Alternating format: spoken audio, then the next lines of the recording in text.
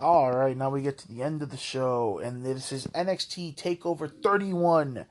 Just a fantastic show all around. Enjoyed it every single match. It was such a great show. We started off with Damien Priest versus Johnny Gargano.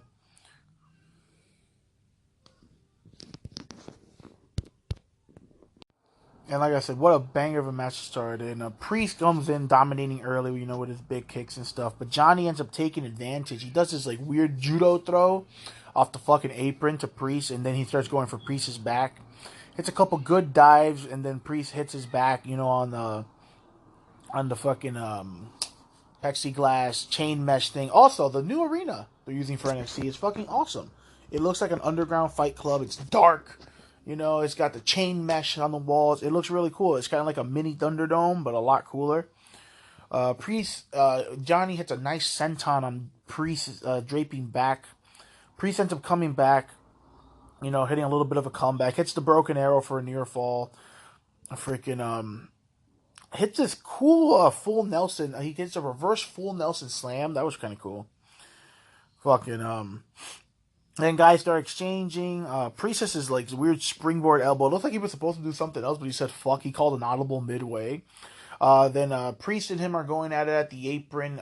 Johnny gets tripped up by Priest hitting a spin kick on the on him on the apron. That looks pretty cool. Then locks in the Razor's Edge.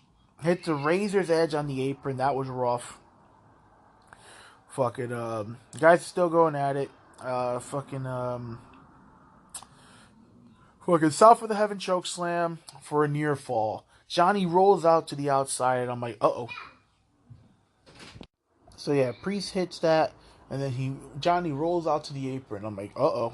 I knew he was going to hit a dive, but I didn't know he was going to go for the exact same spot The Undertaker did. The Undertaker dive. I know he used to do this in the Indies, but they did the same thing. Johnny even pulled the cameraman in the way to take Priest's landing. Priest gets distracted. Johnny ends up kicking him in the nuts, one of the best nut shots. That looked horrible. Johnny hits the super kick in the ring, locks in the Gargano escape. Priest ends up fighting back. A couple pair of super kicks, goes for the final beat DDT. Priest he ends up hulking up, catches him midair, puts some draping on the rope, hits the Reckoning, gets the win. Fantastic opening match. Priest just keeps getting better and better and better every time he comes out, which is crazy. Because, I thought he had a great career in Ring of Honor. He wrestled, I think, only 2 or 3 matches in New Japan. But he had a great career in Ring of Honor. This guy's been killing it in NXT. I think he's doing better in NXT, which is crazy. But what a great champion we have. Next, we end up getting the match I was looking forward to the most, which is Kushida versus Velveteen Dream. This was a massacre, man. This was my favorite match of the night. Kushida comes out in the jeans. Velveteen comes out dressed as Doc Brown. Kushida doesn't even let Velveteen's entrance play out. He comes in, beats the living shit out of him. I love Dream selling in this match. Dream was selling like a maniac. Kushida was ripping this dude's arm apart. He ended up locking in this really cool deathlock thing. Reeled back on it. It looked like Dream was screaming in pain. It felt like I was watching Randy Orton versus Daniel Bryan. Dream ends up coming back, hits a sludge to the outside, taking it to Kushida here and there. Hits a Bronco Buster, which I'm like, that's so weird. There was a cool spot where Kushida goes for his back springboard elbow, and Dream catches him in a sleeper hold very slickly. Almost gets the sleeper win there. Kushida ends up taking Dream by the arm and doing that thing where he did to him before, where he keeps ramming his arm on the post. He locks his wrist in the steel steps and ends up drop kicking it. The steel steps into his wrist. That looked nasty. So yeah, Kushida is pretty much relentless with the arm. Dream fights back, hits a powerbomb. Kushida goes back to the arm. Dream hits the Dream Valley driver into the Purple Rainmaker, but his arm hurts too much to take advantage. He gets Kushida up, ends up hitting a Rainmaker, which I thought was pretty funny. I was like, that's great. Kushida gets him on the top rope, ends up locking in the hoverboard lock thing. You know, he drapes him over the top rope and he takes him all the way down. Dream with a Dream Valley driver. Kushida will not let go of the hoverboard lock. Finally makes Velveteen tap out. So the match is over. Kushida ends up going back and beating the shit out of him, fucking destroying his arm. Like I said, I feel like this was a lesson learned for Velveteen Dream. Like, people are saying this is a burial, and I'm like, it wasn't a burial. I think let's just beat the shit out of this guy and show him a little bit of a lesson. I thought it was great. I enjoyed every single minute of it.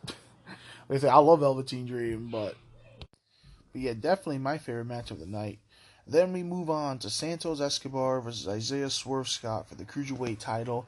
Like I said, I had very high hopes for this match, and I was not disappointed. This was a fantastic match. This was great. You know, they talk about all the history, basically, that Santos Escobar needs to cheat. That's the whole thing. I like how he came out dressed as a mariachi guy. That was cool. And the match gets rolling. Basically, Swerve Scott's pretty much got a number for everything he tries to do. Freaking Scott is diving all over the place. The dude hits a moonsault to the outside, then hits a corkscrew dive, basically like a whisper in the wind to the outside, then hits the Pillsbury flop to the outside. I'm just like, Jesus Christ, he's going nuts. Fucking Escobar ends up getting the advantage by hitting his beautiful dive. You know, he's got that freaking Sacred Arrow dive where he basically headbutts the dude in the chest. Escobar takes advantage after this, you know, working the heel heat. Swerve Scott ends up coming back, hits a nice couple diving elbows. Rolling Thunder flatliner. Jumping, draping DDT. We end up getting a weird botch here. I think he was supposed to hit a shoulder breaker, but Swerve Scott turned it into like a scoop. He basically scoop slammed himself. So that was a little awkward. The group comes out, the boys come out, Il Gata de Fantasmo. Santos ends up diving on them, but they catch him. And then the formerly known as Tahuti Miles comes out, ends up taking them out. So I guess he's going to be working with Swerve Scott. Scott goes for another Rolling Thunder flatliner, gets super kicked in midair. Phantom Driver kicks out. He's the first one to kick out of the Phantom Driver. We get the Three Amigos. Swerve Scott ends up fighting back after that, hitting the house call, 450 splash. Santos kicks out. We get another slight botch, sadly, but this was basically the finish of the match. Swerve Scott's trying to German suplex Santos, but Santos ends up pushing him back, and he was supposed to hit the back of his skull onto the pole. He kind of still did, but not really. And then, he ended up getting all loopy. He comes in, he hits a new finisher on Swerve Scott. Butterfly shoulder breaker. And Swerve Scott is not the man to beat Santos Escobar. I was shocked. I thought for sure Santos Escobar was dropping the title here. Then we get a brief history of the Io and Candice thing. How you remember, everybody, Io is the one that turned on Candice. That was the first person Candice she attacked. And then Io had that really fantastic match for her. So I expected nothing less than this. So we get to it, to Io Shirai versus Candice LeRae. Like I said, I had very high hopes for this match. It's basically heel versus tweener too, which I like. Io's basically taking advantage in the ring in the beginning. Candice hits a nice springboard dive to the outside. Tries to throw Io back in the ring. Io ends up hitting a 619 out of that. That was kind of funny. Io then takes advantage. Candice was able to take advantage by catching Io mid. She was trying to do something in the rope, and then Candice turned it into a backstabber in the mid rope. But yeah, this is turning into a pretty good match. Candice, like I said, she's finally taking advantage of some stuff. Goes over her step on, senton, but Io ends up reversing that into a victory roll, into a double stomp. 619, springboard drop kick. Goes for her butterfly backbreaker, hits that. Candice with a power bomb. Io fights back. They both start German suplexing each other. Candice goes for the lion salt. Io actually kicks out. Io's locking in this crossface, but then Candice turns it into a her Gargano escape. Candice hits her curve stomp, but the ref is taken out. Johnny comes out with the referee shirt, tries to fast count Io. Io kicks out. Candice with the title to the face still can't get the win. Io kicks out. Io with a Spanish fly off the top rope into the moonsault. 1, 2, 3, done. This is a great match. But then all the stuff that happened after. So Io's celebrating, and what do we get? We get freaking Tony Storm saying, "Hey Io, I want your title." So I was pretty happy. Just the fact to see Tony Storm versus Io, I'm hyped. Then we get the mystery person, which turns out to be Ember Moon in the motorcycle. Then Ember Moon now comes out. She wants Io, so Io has a lot of competition. I'm telling you, the NXT women's division is insane, dude. Like, you got so many talented people. It's crazy. But now it is time for the main event. It is Kyle O'Reilly versus Finn Balor. I was hoping Kyle would get a different theme here, for a solo. But we did get the air guitar, so we started off, and what can I say? This match was great. These guys beat the crap out of each other, man. These guys just legit. It was tit for tat.